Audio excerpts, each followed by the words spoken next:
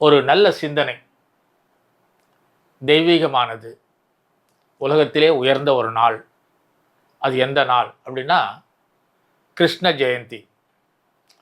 அந்த கிருஷ்ண ஜெயந்தி ஏன் இவ்வளோ சிறப்பாக கொண்டாடப்படுது அப்படின்றத பற்றி என்னால் முடிந்ததை உங்களுக்கு பகிர்கிறேன். நீங்களும் கேட்டு இன்புறுங்கள், மற்றவர்களுக்கும் பகிருங்கள். இறைவன் எடுத்துக்கொண்டால் பல நாமங்களில் பல ரூபங்களில் நம்ம பாரத தேசத்தில் வழங்கப்படுகிறது. ராமர், கிருஷ்ணர், நாராயணன், இப்படி சொல்லிக்கிட்டே இருக்கலாம். விநாயகர், முருகர், சிவபெருமான், எல்லாருக்குமே ஒரு பிறந்த நாள் இருக்குது அப்படின்றது. இப்போ சிவனுக்கும் விஷ்ணுவுக்கும் அது இல்லை, ஆதி அந்தம் இல்லாதவர்கள். ஆனால் கந்தனிலிருந்து விநாயகரிலிருந்து எந்த தெய்வம் எடுத்துன்னா ஒரு பிறந்த நாள் இருக்கும். அந்த பிறந்த நாளை இப்போ ராமரை எடுத்துக்கிட்டால் ஸ்ரீராம நவமின்னு சொல்லுவோம். ஏன்னா அந்த நட்சத்திரத்துக்கு அவ்வளோ முக்கியமான விஷயத்தை கொடுத்துருக்காங்க. ஆனால் கிருஷ்ண ஜெயந்தியை மட்டும் ரொம்ப உயர்வாக கொண்டாடுறாங்க. ஜெயந்தி என்றால் அது ஜெயம் இருக்கிறது அர்த்தம். ரெண்டாவது, எத்தனை அவதாரங்கள் நம்ம கண்ணுக்கு தெரிஞ்சு 9 அவதாரங்கள் எடுத்திருக்காரு. நம்ம புராணங்களில் பார்க்குறோம், பாகவதத்தில் பார்க்குறோம், இப்போ நிறைய விஷயங்களை நாம் பார்க்குறோம். 9 அவதாரங்கள் எடுத்து முடிக்கப்பட்டது, நமக்கு காட்சியாக வந்து அருள் புரிந்திருக்கிறார்கள். இன்னும் ஒரு அவதாரம் கல்கி அவதாரம் வரப்போகிறது, எதிர்பார்க்கிறோம். அதை பற்றிய தகவலும் புராணங்கள் விளக்குகின்றன. ஆனால் கிருஷ்ண ஜெயந்தி என்பது என்ன, ஏன் முழுமையாக கொண்டாடுறோன்னா, கிருஷ்ண ஜெயந்தி ஒன்றுதான் பூரண அவதாரம் சொல்லுவாங்க. நாம் சொல்கிறதில்ல, இது பாகவதத்தில் சொல்லப்படுறது. அந்த பூரண அவதாரம் என்னன்னா, மனிதனாய், இறைவனாய், நண்பனாய், கணவனாய், காதலனாய், இப்படி சொல்லி அரசனாய் சொல்லிக்கொண்டே போகலாம். அப்போது ராமர் அவதாரத்தை பற்றி பேசணும்னா, அவர் மனிதனாய் பிறந்து மனிதனாகவே வாழ்ந்து காட்டியார்.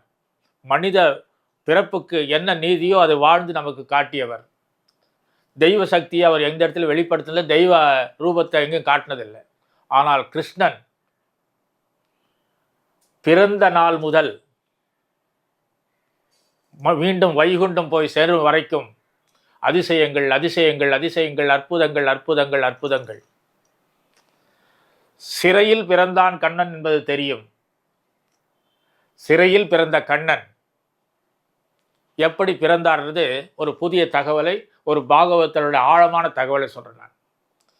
கண்ணன் எல்லாருமே கருவுற்று கர்ப்பமாகி நம்மளை போல இந்த பூத உடல் கொண்டு பிறந்த ஜனனம் அல்லது. அதாவது வாசுதேவர் வாசுகி இருக்காங்க இல்லையா, அவங்களுடைய முன்னோர்கள் முன்னோர்கள் முன்னோர்கள் முன்னோர்கள் அப்படி சொல்லி எடுத்துகிட்டே போனால் அந்த முன்னோர்கள் வழிபட்ட ஒரு உருவம் இருக்குது. அப்போவே சிலா உருவம். அந்த சிலா விக்கிரகத்தை வழிபட்டு வழிபட்டு வழிபட்டு எந்த வழிபாட்டால் அந்த கண்ணனை பிரார்த்தித்தார்களோ அதே வடிவில் பிறந்தவர் கண்ணன். ஏன் அப்படி சொல்கிறேன்னா, பிறக்கும் போதே சங்கு சக்கரத்தோடு கதாயத்தோடு பிறந்தவர் தான் கண்ணன். வெறும் கையால் நம்மளை மாதிரி பறக்கலை அவர். ராமர் பிறப்பு வரை இல்லை, அது மற்ற பிற அவதாரங்களை போல இல்லை. பிறக்கும் போதே சங்கு சக்கர கதாதாரியாய் பிறந்தவர், பட்டு பீதாம்பரங்களோடு பிறந்தவர், அணிகலோடு பிறந்தவர். அப்படி பிறக்கப்பட்ட ஒரு அற்புத நிகழ்ச்சியைத்தான் நாம் கிருஷ்ண ஜெயந்தியாக கொண்டாடுகிறோம். கிருஷ்ண ஜெயந்தியில் கொண்டாடும் போது தெரிந்து கொள்ள வேண்டிய விஷயம், சிறைச்சாலையில் பிறந்தார். ஆனால் அதே இரவில் யமுனா நதியை கடந்து பிருந்தாவனத்தை அடைந்து விட்டார், நந்த கோகுலத்தை அடைந்து விட்டார். அந்த கதையெல்லாம் உங்களுக்கு தெரியும். பிறந்த குழந்தை ஓரிரவில் ஒரு இடத்துல மாறி ஒரு தாயே மாறுதாங்க, பெற்ற தாய். ஆனால் அந்த பெற்ற தாயிலிருந்து விடை பெற்று வளர்க்கும் தாயிடம் போய் சேருகிறாள். அப்படி சேர்ந்த கண்ணன் இந்த ஜெயந்திக்கு சொல்லிக்கிட்டே இருக்கலாம், நிறைய 1000 விஷயங்கள் இருக்குது. பிறந்த நாள், இப்படி ஒரு அவதாரமான பிள்ளை பிறந்திருக்கிறது என்று தெரிகிறது. இரவோடு இரவு மாயா என்கின்ற சகோதரி இடம் மாற்றப்படுகிறது. யசோதையின் அருகில் கிருஷ்ணனை வைக்கப்பட்டது. கிருஷ்ணன் தான் தன் குழந்தை என்று பிரசவமான தாய் பார்த்து பூரிக்கிறாள்.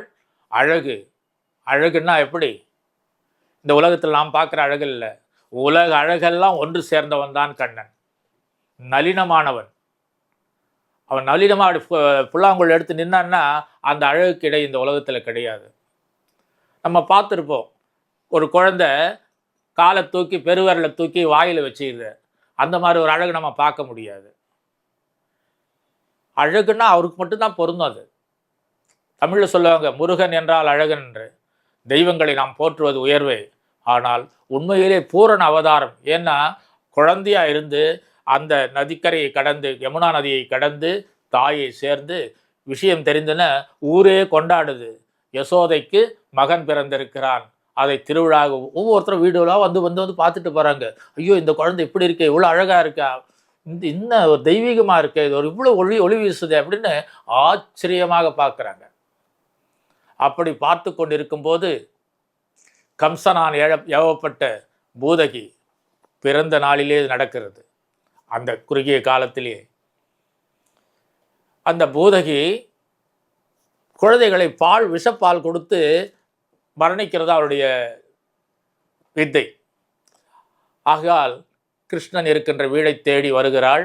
ஆனால் பூதகி அந்த அரக்கு வேஷத்தில் போனால் அனுமதிக்க மாட்டார் என்று மிக லாவண்யமான அழகான பருவ பெண்ணாக தாயாக உருவெடுத்து அழகு ஏற்றுக்கணும் அந்த வீட்டுக்கு வரா. அந்த குழந்தை பிறந்திருக்காமே பார்க்கணும், நீ யார், இந்த ஊரில் நான் பார்த்ததே இல்லையே, நான் அப்படின்னு நழுவி ஒரு அறிமுகம் செய்து கொண்டு அந்த குழந்தையை பார்க்கிறாள். அந்த குழந்தை 100 கோடி 1000 கோடி கோடி கோடி சூரிய பிரகாசமாக ஜொலிக்குது. இந்த கண்ணனையா நாம் சாகடிக்க போகிறோம்னு நினைக்கிறார். இருந்தாலும் கம்சனிட்ட கட்டளை, இந்த குழந்தைக்கு நான் பால் கொடுக்கணும் போல் தெரியும். இந்த குழந்தையை பார்த்தோன்னே என் மார்பில் பால் ஊறுதுன்றான். அப்படி மார்பில் பால் ஊறுதுன்னு கேட்கும்போது எந்த தாயை விட்டு கொடுப்பா இல்லையா? அப்போது அந்த குழந்தையை அவள் மடியில் கொடுக்குறாங்க.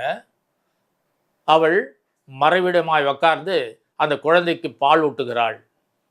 கண்ணன் பிறந்த குழந்தை பார்க்குறவங்களுக்கு ஏதோ புதுசாக இப்போ தான் பிறந்திருக்கான்ற மாதிரி. அவன் யார் என்றால் விஸ்வரூபமானவன், இந்த உலகத்தை படைத்தவன். அவனே ஒரு மாயன்.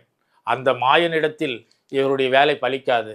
பார்க்கிறான், ஆஹா பூதகி, இன்று உனக்கு இறுதி நாள் அப்படின்னு சொல்லிட்டு பாலை குடிக்கிறான். பாலை உறிஞ்சிற பாங்கில் மார்பில் அந்த முலையில் வாயை வச்சு பாலை உறிஞ்சிற வாக்கில் அவருடைய ஜீவனையும் உறிஞ்சு விடுகிறான்.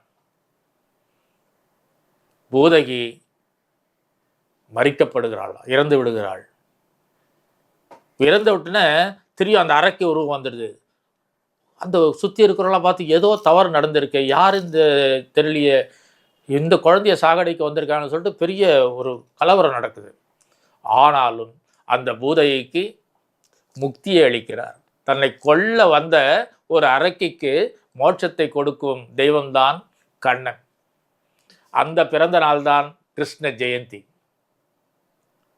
எத்தனை லீலைகள்! வளர்கிறான், குறும்புத்தனங்கள், இதெல்லாம் நம்ம கேள்விப்பட்டிருக்கிறோம். என்ன தவம் செய்தாய் அப்படின்னு பாடலில் எல்லாமே வந்துடும் அதில்.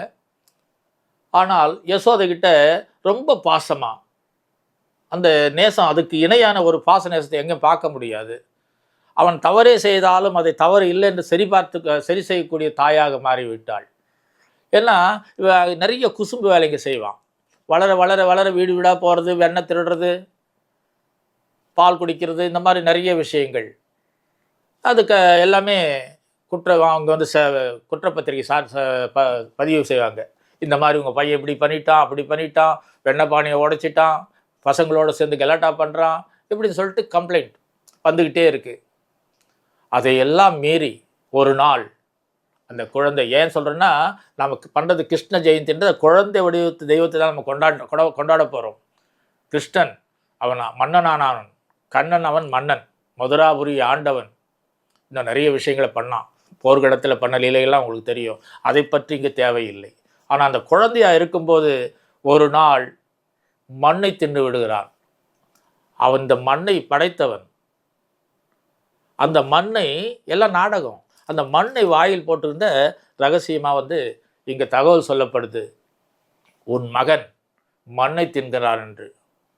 ரொம்ப கோபம். நம்ம எவ்வளோ செல்வாக்கா லட்டு பூந்தி பலகாரங்கள்லாம் வெண்ணெய் பாலெல்லாம் ஊட்டி வளர்க்குறோம், போய் மண்ணை தின்றியாடா யசோதா. கோபமாக அடிக்க போகிறா. அப்படி பிடிச்சிட்டு வாயை தர அப்படின்றா. கண்ணன் பயந்தவன் போல் நடித்து தன் வாயை அகல திறக்க அதில் கண்ட காட்சி யசோதை மயக்கம் கொள்கிறாள், பிரமித்து போகிறாள். 7 புவனங்களும் அதில் காட்சியாக காட்டப்படுகிறது. உலகம் உண்ட வாயின்னு கேள்விப்பட்டிருக்கு இல்லையா? இந்த உலகத்தையே தன் வாயில் அடக்கி இருக்கிறவன். அந்த அப்படிப்பட்ட லீலைகள், அவனுடைய லீலைகளை சொல்ல முடியாது. அதனால் அந்த கிருஷ்ண ஜெயத்தை நம்ம கொண்டாடியே ஆகணும்.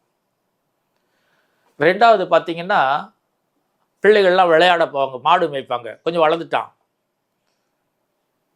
இவரும் சகோதரரும் கூடவே இருப்பார், பலராமனும்.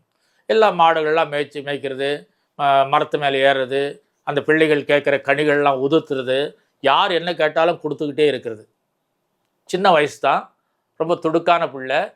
இதெல்லாம் பண்ணிட்டு இருக்கும்போது அந்த இடத்துல ஒரு குளம் இருக்குது, ஏரி. அந்த ஏரி மாதிரி ஒரு குளம். அந்த குளத்தில் விஷ தண்ணீர் இருக்குது. அதுலேயும் விஷ ஜந்துக்கள், பாம்புகள் இருக்கிறதா அந்த பக்கம் யாருமே போக மாட்டாங்க.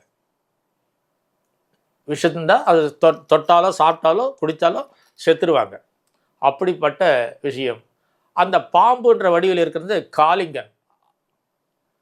அந்த காளிங்கன் ஏதோ ஒரு சாபத்தால், அவன் வந்து நாகலோகத்தில் இருக்க வேண்டியவன், அந்த சாபத்தால் மறைந்து இங்கே பதுங்கி இருக்கிறான். ஒரு நாள் அதற்கான காலம் நெருங்கப்பட்டது. நண்பர்கள்லாம் சேர்ந்து பந்து விளையாடுறாங்க. விளையாடிக்கிட்டே இருப்போம், அந்த பந்து போய் அந்த குளத்தில் விழுந்து விடுகிறது. கண்ணா கிருஷ்ணா, பந்து இதில் போய் விழுந்துருச்சுடா. அப்படியா, நான் எடுத்துகிட்டு வரேன். ஐயோ வேணாடா, அது விஷம், ஊரே பயப்படும், அதுக்கிட்டே யாரும் போகிறதில்ல, அந்த தண்ணிக்கிட்டே நீ போவாதடா. இல்லை, நான் என்னால் எடுத்து வர முடியும் அப்படி சொல்லிட்டு அந்த குளத்தில் இறங்கி காலை வைக்கிறான். காளிங்கன் தன் துருவத்தை காட்டுறான். காட்ட 1000 தலைகள் காளிங்கனுக்கு. அந்த காளிங்கனை அடக்க எவ்வளோ, அந்த காளிங்கனும் இவனோட போராடுறான். இருந்தாலும் அந்த காளிங்கனுக்காக அதான் அங்கே தான் தெய்வத்தை திரியும் காட்டுறாங்க. தெய்வ ஸ்வரூபன்றது அதுதான். ஒரு குழந்தை ஒரு அசுரத்தனமான காளிங்கனை எப்படி வதம் பண்ணுறான் தெரியுமா? கோபமாக இல்லை, நர்த்தனமாடி அவனுடைய தலை, அந்த 1000 தலைகள் இருக்கு இல்லையா, அந்த தலை மேலே ஒவ்வொரு தன்னுடைய பாதத்தை, பிஞ்சு பாதங்களை வைத்து தக்க தீமி தக்க தீமி தை தக்க அப்படி சொரத்தோடு தாளத்தோடு பாவத்தோடு நடனமாடுகிறான். எப்படி நம்ம கண்ணன். நடராஜன் தான் ஆடற்கலை வல்லவன், எல்லாருக்கும் தெரியும். அந்த நடராஜன் சிவனே கண்ணன் ஆடும் நடனத்தை காண அங்கே வந்துடுறாரு. இதெல்லாம் ரொம்ப அற்புதமான விஷயங்கள். பாகவத்தில் பார்த்தீங்கன்னா கண்ணனுடைய பெருமையை பேசிக்கிட்டே இருக்கலாம். அப்படி காளிங்கனை வதம் செய்து அவருடைய அந்த காளிங்கனுடைய பத்தினிகள்லாம் வேண்டிக்கிறாங்க, கண்ணா நாங்கள் செய்தது தவறு தான், இருந்தாலும் எங்களுக்கு மாங்கல்ய பீட்சை கொடுங்கன்னா அவரை முக்தி தராமல் அவனுடைய லோகமான நாகலோகத்துக்கு செல்லும்படி ஆசீர்வதித்து அனுப்பிக்கிறார். அதாவது எந்த ஒரு விஷயத்தையும் மன்னிக்கத்தக்கக்கூடியது, சரணாகதி என்று வந்துவிட்டால் ஏற்றுக்கொள்ளக்கூடியவன். நாம் கூட சரணாகதி அடைந்து விட்டால் இகபர சுகத்தில், அதாவது வாழக்கூடிய வாழ்க்கையில் என்னென்ன தேவையோ அத்தனையும் கொடுப்பான். உயிர் பிரிந்தால் வைகுந்தம் என்னும் முக்தி ஸ்தலத்தை சேர்த்து கொள்வான். இப்படி நிறைய விஷயங்கள், இன்னும் அற்புதமான விஷயம். கிருஷ்ண ஜெயந்தி என்றுமே ஏதோ நம்ம பலகாரம் வச்சு படைக்கிறதில்ல. இதெல்லாம் நினைவில் கொண்டீங்கன்னா அந்த நினைவோடு அந்த காட்சிகளை எதிரில் பார்த்தோம்னா நாமே கோகுலத்தில் வாழும் சூழ்நிலை அடைஞ்சிடலாம். அந்த கோகுலத்தில் ஒரு விழா கொண்டாடுவாங்க வருடத்துக்கு ஒரு தடவை, இந்திர விழான்னு சொல்லிட்டு. அந்த இந்திர விழா கொண்டாடுறது அந்த என்ன கொஞ்சம் செல்வாக்கான நாடு. பால் வளம் பசு வளம் இருந்தாவே அது உயர்ந்த பணக்கார நாடு தானே. அந்த நிலையில் அந்த விழாவை எல்லாரும் பல லட்சம் வீடுகள் சேர்ந்து அந்த பலகாரங்களை செய்து அந்த இந்திரனை வச்சு கொண்டாடுவாங்க. இந்திரனுக்கு இதனால் ஒரு தனி கர்வம் இருந்தது. நம்மளை இப்படி கொண்டாடுறாங்களே அப்படின்னு சொல்லிட்டு அந்த கர்வத்தை அடக்கணும்னு உள் மனசில் வச்சுக்கிட்டு அப்பா கிட்ட கேட்குறாரு. கண்ணன் நந்தகோபன்கிட்ட கேட்குறாரு, அப்பா என்னப்பா ரொம்ப தடல்புடலாக ஏதோ விசேஷம் நடந்துட்டு இருக்கு, ஊரே கோலாகாலமாக இருக்கு, என்ன விசேஷம்? அது ஒன்றும் இல்லை மகனே, இது வருடா வருடம் கொண்டாடப்படுறது இந்திரனுக்கான விழா அப்படின்னு. இந்திரனுக்கா? அவனுக்கு எதுக்கு விழா பண்ணணும்? இல்லைப்பா, அவனுக்கு சின்ன பிள்ளை, அவனுக்கு தெரியாது அப்படின்னு சொல்ல உடனே அவர் சொல்கிறாரு, இல்லை, ஏன் செய்யணும்? இந்திரனால்தான் மழை பெய்கிறது, இந்திரனால்தான் வளம் வருகிறது, பயிர்கள் விளைகிறது, பசுக்கள் மேய்கிறது, பால் கறக்கிறது, இப்படின்னு நிறைய விஷயத்தை புரிய வைக்கிறார் அப்பா நந்தகோபன். இருந்தாலும் அந்த அறிவை, இந்த ஞான அறிவு மயங்கச் செய்து இந்திர விழா நிறுத்தப்படுகிறது. அப்போ சொல்றாரு கண்ணன், இந்த விழாவை நம் கோவர்தன மலைக்கு செய்வோம். இந்த கோவர்தன மலைதான் பசுக்களுக்கு, கோகுலுக்கு உணவை தருகிறது, புல்களை தருகிறது. இந்த கோவர்தனகிரி தான் நம்மளை வாழ வைக்கிறது அப்படின்னு சொல்லிட்டு உணர்த்துறார். அப்போ கோவர்தன மலைக்கே விழா கோலாகலமாக நடக்குது. கண்ணனுடைய லீலைன்றது எவ்வளோ சாதாரணமாக இல்லை, ஏதோ நம்ம பார்க்குற பொம்மை குழவு இல்லை அது. அப்படி விழாக்கள் நடக்க இந்திரனுக்கு கோபம் வர வருணனை ஏவி மழையை கொட்ட சொல்கிறார். எல்லா மேகங்களும் திறந்த உலகத்தில் அத்தனை மேகங்களுக்கு கொட்டுன்னு கொட்டுது. கோகுலமே வெள்ளத்தில் தள்ளாடுது. பசு இனங்கள் ரொம்ப கஷ்டப்படுது. அங்கே உயிர் வாழும் மனிதர்கள் எல்லாருமே போராடுறாங்க. எல்லாருமே கண்ணா கண்ணா கண்ணா என்ன என்ன என்னன்னு கேட்கி பதறாங்க. உடனே கவலைப்படாதீங்க அப்படி சொல்லிட்டு தனது ஒரு விரலால், சுண்டு விரலால் அந்த கோவர்தன மலை தூக்கி பிடிக்க லட்சக்கணக்கான ஆவினங்கள், லட்சக்கணக்கான மனிதர்கள் அத்தனை பேரும் அந்த குடையின், கோவர்தன மலை குடையாய் பிடித்தவன் அந்த குடைக்கு கீழ் இருந்து அத்தனை உயிர்களையும் காப்பாற்றி அங்கு அவனுடைய லீலையை காட்டுகிறான். இது ஏதோ ஒரு 60 வயசுன்னு நினச்சிடாதீங்க. அப்போ ஏறக்குறைய ஒரு 10 வயசு தான் இருக்கும் அந்த குழந்தைக்கு. அப்படிப்பட்ட லீலைகளை செய்து ஆச்சரியப்படுத்தி இந்திரனை வெட்கப்பட்டு மழையை நிறுத்தி வந்து சரண்டராகிறான். கண்ணா, என்னை மன்னிச்சிடு, நீ அந்த தேவாதி தேவன், தேவர்களுக்கான தேவனான நாராயணத்தை நான் புரிஞ்சுக்கிட்டேன். நீதான் கோவிந்தன், இந்த கோகுலத்தை வளர்ப்பவன், கோவினத்தை வளர்ப்பவன் அப்படின்னு சொல்லிட்டு முதலில் கோவிந்தா என்ற பட்டத்தை இந்திரன் கொடுத்தான் கண்ணனுக்கு. கோவிந்தா கோவிந்தா சொல்கிறோம் இல்லையா, அதுக்கு அர்த்தம் என்னன்னா இந்திரன் கண்ணனுக்கு பட்டமாக கொடுத்தது. உடனே மகிழ்ந்து இந்திரனையும் மன்னித்து அவருக்கான மரியாதைகள் செய்து அனுப்பப்படுகிறது. கண்ணனின் லீலைகள் சொல்ல மாளாதது, சொல்லி முடியாதது. இப்படி நிறைய விஷயங்கள், குழந்தையா இருக்கும்போது எவ்வளோ விஷயங்கள் செய்கிறான் தெரியுமா? இன்னும் பள்ளிக்கூடமே போல ஒரு மாடு மேய்க்கிற பையனாவே இருக்கிறான். இதை பார்த்து ஒரு பொறாமை பிரம்மாவுக்கு. பொறாமன்றதை விட அந்த இந்திரன் பெற்ற அருளை நாமும் பெற வேண்டும் அல்லவா, அந்த இந்திரன் பெற்ற காட்சியை நாமும் காண வேண்டுமா, ஒரு சின்ன டிராமா பண்ணலாம் அப்படின்னு பிரம்மா முடிவெடுக்கிறார். என்ன அதுன்னா, ஒரு மலையாக உருவெடுத்து ஒரு மலைப்பாம்பா இருக்கு. அந்த மலைப்பாம்பை உருவில் வந்து ஒரு மலை போல இருக்கார் அவர் பிரம்மா, ஒரு அசுரனை ஏவி. அந்த மலைப்பாம்புக்குள்ள இந்த பசங்கள்லாம் கண்ணாமூச்சி ஆடுவாங்க இல்லையா, கண்ணனோட எப்பவும் விளையாட்டு தான் ஜாஸ்தி, லீலைகள் தான் ஜாஸ்தி. சந்தோஷமாக இருக்கிறேன்னா அது கண்ணனை நினைச்சாதான் சந்தோஷம் வரும். ஏன்னா எப்பவுமே சிரிச்சிட்டு இருக்குவேன். எந்த கஷ்டமான நேரத்திலையும் ஒரு புன்னையை பூத்து அதில் நம்மளை மயங்க வைக்கிறவேன். மகாபாரத்தில் பார்த்தா தெரியும், எல்லாத்துக்கும் சிரிச்சுக்கிட்டே தான் பதில் சொல்லுவார். அந்த சிரிப்பில் 1000 அர்த்தங்கள் இருக்கும். அப்படிப்பட்ட கண்ணனை பார்க்க வரும்போது அந்த கண்ணனை என்ன பண்ணுறான், மாடு மேய்ச்சிட்டு கண்ணை கட்டிட்டு பிள்ளைகளை தேடிக்கிட்டே வரான் நண்பர்களை தொடர்றதுக்கு. அப்போது ஒருத்தர் சொல்கிறான், டேய் அது ஏதோ ஒரு குகை மாதிரி இருக்கு, அதில் போய் நம்ம பதுங்கிடலாம்டா, நம்மெல்லாம் கண்ணை நம்ம எப்படி கண்டுபிடிக்கார் பார்க்கலாம் அப்படின்னு ஒரு பையன் சொல்கிறான்.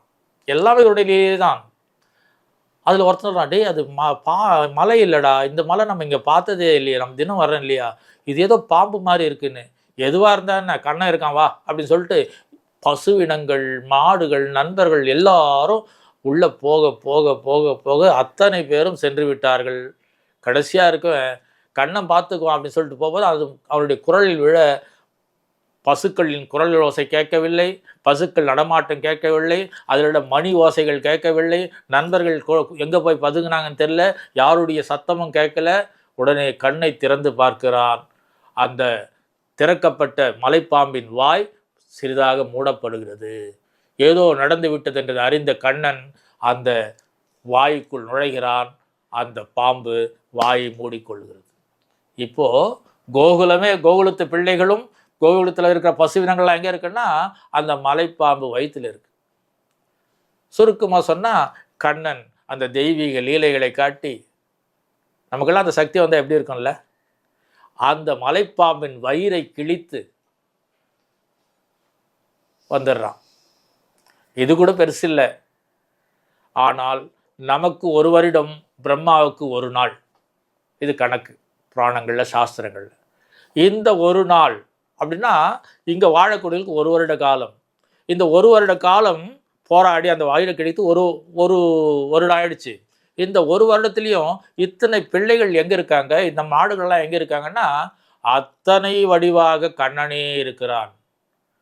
மாடுன்னா மாடு, கண்ணுக்குட்டின்னா கண்ணுக்குட்டி, பெரிய பசுன்னா பெரிய பசு, காளைன்னா காளை, குள்ள பையனா குள்ள பையன், உயரமான பையனா உயரமான, அழகான பையனா அழகான பையன், அவன் என்ன கிழிஞ்ச சட்டுனா கிழிஞ்ச சட்டு, எங்கே தச்சிருக்கோ இத்தனை 1000 வடிவங்களாக அவங்க டெய்லி வீட்டுக்கு போயிட்டு வராங்க. இருந்தாலும் ஏதோ தெய்வ சக்தி அந்த தாய்மார்கள் நம்ம பிள்ளை நான் எவ்வளோ அழகாக இருக்கானே அப்படின்னு முத்தம் கொடுப்பாங்க. நம்ம பசு நான் நிறைய பால் கறக்குது அப்படின்னு சந்தோஷப்படுவாங்க. இப்படி ஒரு வருட காலம் இந்த உலகத்தையே அந்த கோகுலத்தையே இல்லாமல் பண்ணி அத்தனை வடிவங்கள் தானாகவே இருந்தவர். அதனால்தான் நமக்குள்ளும் அந்த கண்ணன் இருக்கிறான். அந்த கண்ணனை ஜெயந்தி பண்ணி விழா கொண்டாடுறது எதுக்குன்னா நமக்குள் இருக்கும் கண்ணன், குழந்தை கண்ணன், நம்மோடு விளையாடும் கண்ணன், நம்மளை சந்தோஷப்படுத்தக்கூடிய கண்ணன். அதுக்கப்புறம் பிரம்மா வந்து தோத்துட்டு நான் உன்னுடைய காட்சியை பார்க்கணும் தான் வந்தேன், இவ்வளோ பெரிய லீலா வினோதன் சொல்லிட்டு அங்கேயும் மண்டியிட்டு வணங்கி மன்னிப்பு பெற்று மீண்டும் பிரம்மலோகத்தை அடைகிறார் பிரம்மன். எத்தனை லீலைகள், அத்தனை சொல்லலாம். இப்போ பாகவதெல்லாம் படித்தாங்கன்னா ரொம்ப விசேஷமாக இருக்கும். அப்படிப்பட்ட கண்ணனுக்கு நாம் எப்படி விழா எடுக்கணும்னா, அதாவது கிருஷ்ண ஜெயந்தி எப்படி கொண்டாடணும்னா, சின்ன பாதங்களை நம்ம வீட்டில் வர்ற மாதிரி கோலங்கள் போடுவாங்க இல்லையா, போட்டு கண்ணன் வீட்டுக்கு வந்த பூஜை அறையை சுத்தப்படுத்தி கண்ணன் படத்தையோ கண்ணன் பொம்மையையோ கம்மன் சிலையை வச்சு அந்த கண்ணனுக்கு தேவையான அந்த நந்தவனத்தில் என்னென்ன பலகாரங்கள் செய்தோ அத்தனை சீடை, முறுக்கு, வெண்ணெய், இப்படி நிறைய விஷயங்கள் என்னென்ன முடியுமோ அத்தனை பலகாரங்களை வைத்து படைத்து பிரார்த்தித்து அந்த பலகாரங்களை பிரசாதமாக இந்த உலகுக்கு அளித்தால் நீங்கள் உங்கள் வாழ்க்கையில் புண்ணியம் அடையலாம், செல்வத்தை அடையலாம், வளங்களை அடையலாம், பிள்ளை பேர் அடையலாம், திருமண வாழ்க்கை அடையலாம், தொழில் அடையலாம், உத்தியோகத்தை பெறலாம், வெளிநாடு போகலாம், வண்டி வாகனங்கள், நிலபுலங்கள், வீடுகள், மனைகள், மாளிகைகள், இப்படி என்ன தேவையோ அத்தனையும் பெற்று சந்தோஷமாக வாழ கொண்டாடுவோம் கிருஷ்ண ஜெயந்தியை என்று சொல்லி